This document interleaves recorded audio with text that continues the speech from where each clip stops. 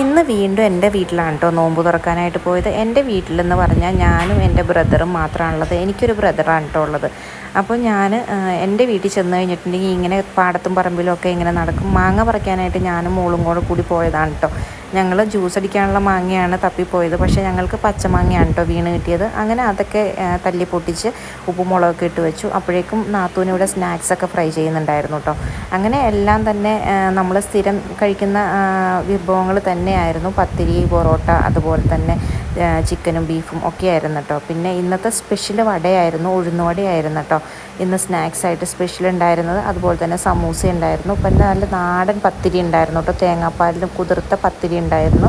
അങ്ങനെ അതെല്ലാം കൂടിയിട്ട് നമ്മൾ ടേബിളിലേക്ക് എല്ലാം എടുത്തു വെച്ചിട്ടോ. ഒരു 6:30 ആയപ്പോഴാണ് നമ്മളെല്ലാവരും ടേബിളിൽ സെറ്റാക്കി വെച്ചത്. അങ്ങനെ നമ്മൾ എല്ലാം കഴിഞ്ഞപ്പോഴത്തേക്കും നോമ്പ് തുറക്കാനുള്ള സമയമായിട്ടോ. അങ്ങനെ എല്ലാവരും കൂടി വളരെ ഹാപ്പി ആയിട്ട് തന്നെ ഇന്നത്തെ നോമ്പ് തുറ കഴിഞ്ഞിട്ടോ.